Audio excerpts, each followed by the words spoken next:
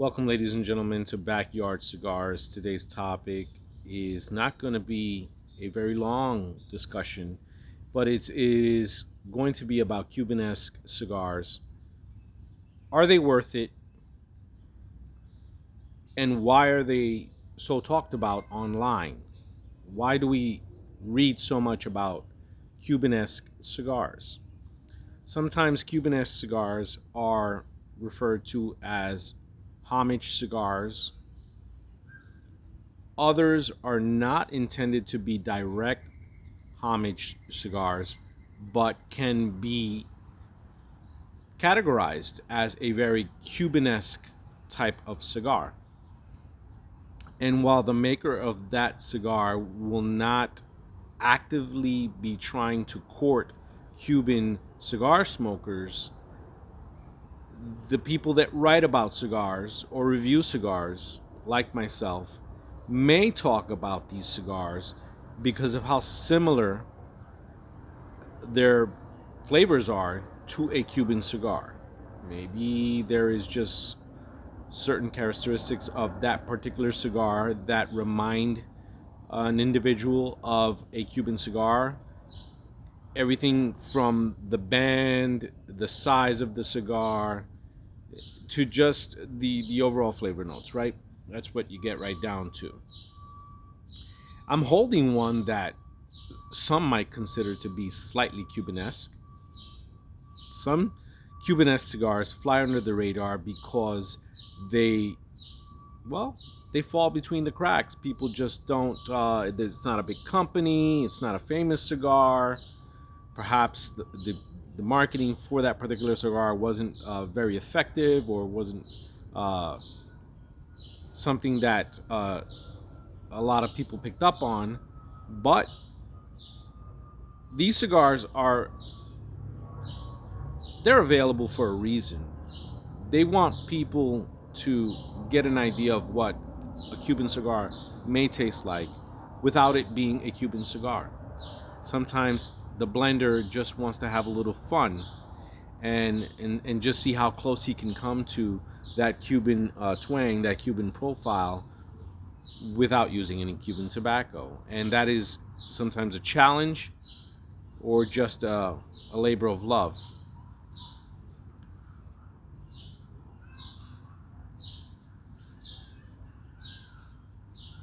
This is Gran Habano, Corojo number 5, Churchill.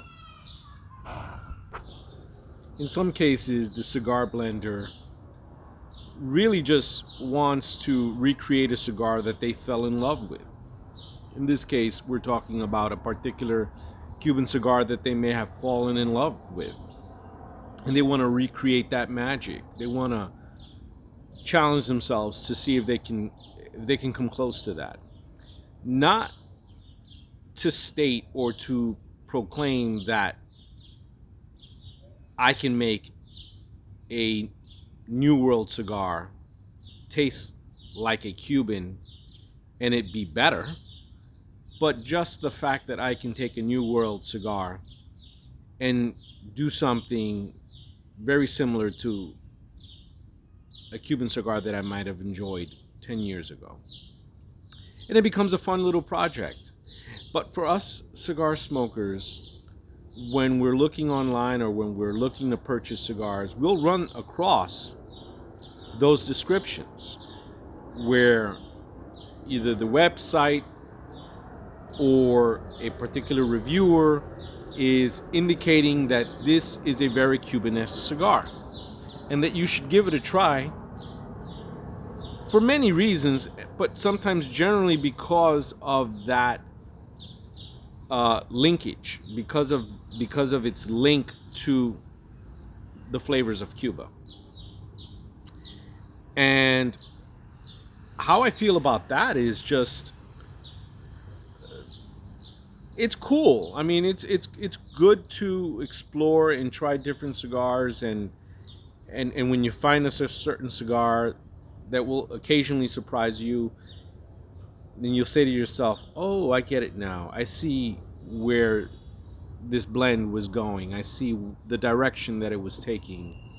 or I see how it can remind me a little bit about the Cuban flavors and so forth.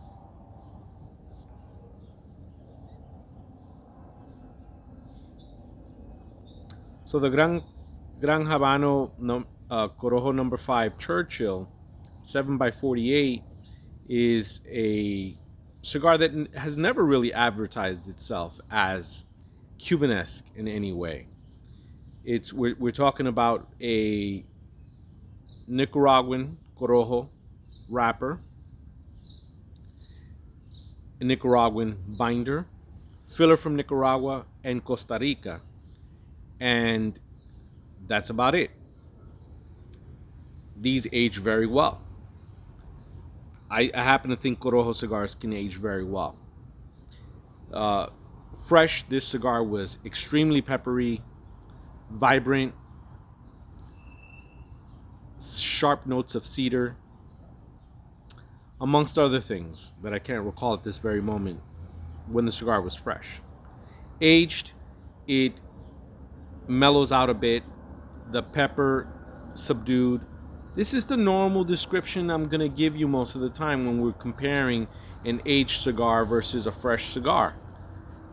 There could be more to it, right? But generally speaking, these powerful flavor notes like a pepper or perhaps even sweetness become a little smoothed out and subdued. But other things happen that can be hard to describe, and that is just how um, the cigar just can become much more enjoyable, especially if you're not into an overly vibrant and peppery cigar. That is a positive, and that is a benefit of aging the cigar. But that's not what makes it Cubanesque. But with a lot of folks, we know that when we get Cuban cigars, we have to age them for a year or two. Sometimes they're best after 3 or 4 years, depending on the vitola size and the cigar itself and where you got it from. And these are things that improve a Cuban cigar's flavor.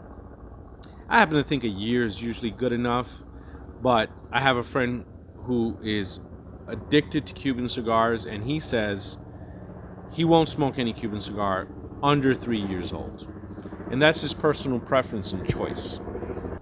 What I will say to new smokers that are reading about Cubanesque cigars and wondering, should I try that? Because obviously I can purchase that legally and I don't have to go through any hoops and hurdles and concern myself about uh, whether it's a legitimate product or not. I would say go the extra mile.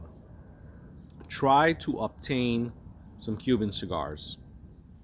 Don't go crazy. Don't spend the rent check. Just find a legitimate site, gray market, source that you can acquire some real Cuban cigars. Smoke one or two fresh. See if you like that fresh. And then age a few for at least a year and come back to them after the year. And it's going to be hard to know that you've got a couple of Cubans sitting in a humidor waiting and you want to smoke them, but hold yourself back. Wait the year. And what I like to do is I like to get them early in the year, between January and March. That way, when the new year comes around, you've either got a Cuban cigar to smoke for New Year's Day or the first week of January, or you've got something nice to smoke as spring approaches and the weather's warmer. So I'd say definitely get acquainted with that Cuban bouquet. And that way, when you go back and you're looking for cigars and you're coming across something that says it's Cubanesque in flavor, well, if you do decide to purchase it, you at least have that reference. You have that, I've had a Cuban cigar. I've had a few. I've had them fresh. I've aged a few, and I've had those aged after a year, and that way you can kind of gauge for yourself: is it really Cubanesque, or are they just selling me a pipe dream? Which one is it? Because sometimes it is a bit of a pipe dream, because the cigar will start off with a Cubanesque flavor, sort of, kind of, right? And then as you move into the second, third, whatever it really is rears its head, right? If it's Nicaraguan, it'll start exhibiting those flavors that we associate most with Nicaragua. If it's Dominican, you will start to feel that Dominican flavor profile come forth. And it's very hard for New World cigars to stay on that course of just tasting like a Cuban cigar, because of the obvious reasons. It's not Cuban tobacco, and that's okay. Now, the reason I chose this subject wasn't because I was grasping at straws. It really came from a conversation that I had with Alex Arias, the Cuban roller that I recently met, and in one of his endeavors, he's putting out, or he put out, a new cigar line, uh, which I will be reviewing, just giving it a little bit of time in the humidor. And this new cigar line is a Nicaraguan puro, available, I believe, in 3 vitola sizes. And he spoke about the challenges of trying to capture the Cuban aura, uh, flavor profile, just using Nicaraguan tobacco, because, like I've said before, he feels, like many other cigar makers, that Nicaraguan tobacco is the closest thing to the Cuban tobacco. So he took it almost as a challenge, uh, and a labor of love as well, to use only Nicaraguan tobacco in order to come up with a blend that captured the finer qualities of what Cuban cigars offer, and cutting away at the things we don't like about Cuban cigars. So he mentioned a better draw, less snug draw, um, much more balanced, with uh, very eloquent, or not eloquent, very smooth transitions, and also not making the cigar overly strong. He didn't want to make a Cubanesque New World cigar that was either too much of a flavor bomb or too much of a nicotine bomb, because a lot of people that we speak with, right, will tell you, especially rookie smokers or people that have smoked a few times in their lives, and maybe they've had some experiences with Cuban cigars where they say, "Oh, Cuban cigar, I've got to have a full meal in my belly because that's a strong cigar." And a lot of times they'll say, "Oh, the last time I smoked this Cuban cigar, I got high, and or I got a little nicotine drunk," as some might say. And while it can be the case that some certain Cuban cigars can be very strong, or have a cumulative effect of a nicotine high, give you a nicotine high from that cumulative effect of smoking them, it generally comes from, as we know, the ligero, and the soil, and how Cuban ligero uh, really tastes and affects us in regards to the nicotine. But it doesn't necessarily mean that the cigar is strong. It's just, it can be very flavorful, and it can have that effect after you've been smoking it for an hour, right? But people will say, no, Cuban cigars are really strong. And they're not always. They can be. But just like New World cigars, they can be strong. There is Nicaraguan tobacco that can be medium bodied, right? But we know, when we're aware of the strength of Nicaraguan tobacco and how strong it can be, especially from certain regions. And I think within Cuba, it's sometimes not so much the regions, but the choosing of which tobacco they're going to use, right? Like how much ligero, which ligero from which farm, and so forth, and things of that nature, because they're not, it's just Cuba, right? So they're choosing from what they have. And Alex explained to me that he really wanted to create a smooth, new world, slightly Cubanesque cigar. So an indirect homage, which is different than from a direct homage, of course. So that comes down to, you've got Cubanesque cigars that are direct homages or attempting to be direct homages, and others that are indirect homages. So a direct homage would be something like the Viaje that I smoked and reviewed recently, where the cigar band looks like a Cuban cigar band. The Vitola size, slightly similar, but not quite, because it was a little larger. And then a lot of the saltiness and a lot of the flavors that were in the blend, that created the blend, gave you that feeling that you were smoking a Cuban cigar. But ultimately, the Nicaraguan cigar, the Nicaraguan tobacco in the cigar said, hey, here I am. I'm a Nicaraguan cigar. But maybe in the beginning, you may have mistaken me for a Cuban cigar. And if you looked at me before smoking me, maybe you thought I could be a Cuban cigar. But these things are not negative things. Indirect, direct homages to Cuban cigars, they're not negative things. They can be fun. It can be fun exploring them. And if you have a base to go off, if you've had Cuban cigars, then it becomes even more fun when you pick up the cigar and you smoke it and you say, ah, okay, I get it. I see. I taste. I, I, I, I get the idea behind the cigar. Kyle Gellis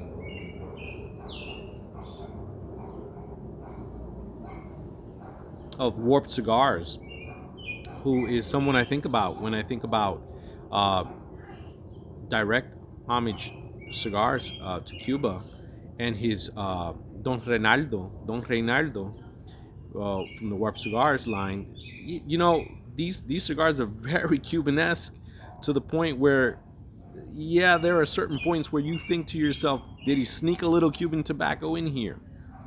But no, he didn't. But it's that close homage to the Cuban cigars that he fell in love with as a young man, as a much younger man, because he's still young, that get you thinking, wow, he must have gone through great lengths and many many blend profiles before he got to where he got, and decided, this is it, this is what I'm going to put out, because I think it's the closest thing to a Cuban cigar that I've smoked in the past. And like I said, sometimes it can be pretty spot on, and sometimes it will miss the mark by a lot. But these are things that we can decide for ourselves as we smoke these cigars and judge them for ourselves in relation to just how similar they are, or just how much of a different take a blender will have on a cigar that is new world and aiming to give us a little slice of something from the motherland. So those are my thoughts on Cubanesque cigars. Definitely give them a try, but have something to work off, have a base to work off of a base of experience to work off in having tried some Cuban cigars. And I thank you very much, ladies and gentlemen. I will tell you that this one aged very, very well, is was has been very Cubanesque, but occasionally it will pop with, just some kind of pepper that is very much Nicaraguan and reminds you that it's Nicaraguan. The Costa Rican tobacco in here, I don't know how much is being used, but also plays a role in the cigar's blend. I'm enjoying this cigar so far. I could recommend this cigar. I could get behind this cigar. And Guillermo Rico and Gran Habano, very good cigars, very good, great budget sticks. Thank you very much, ladies and gentlemen, for watching. Till next time on Backyard Cigars.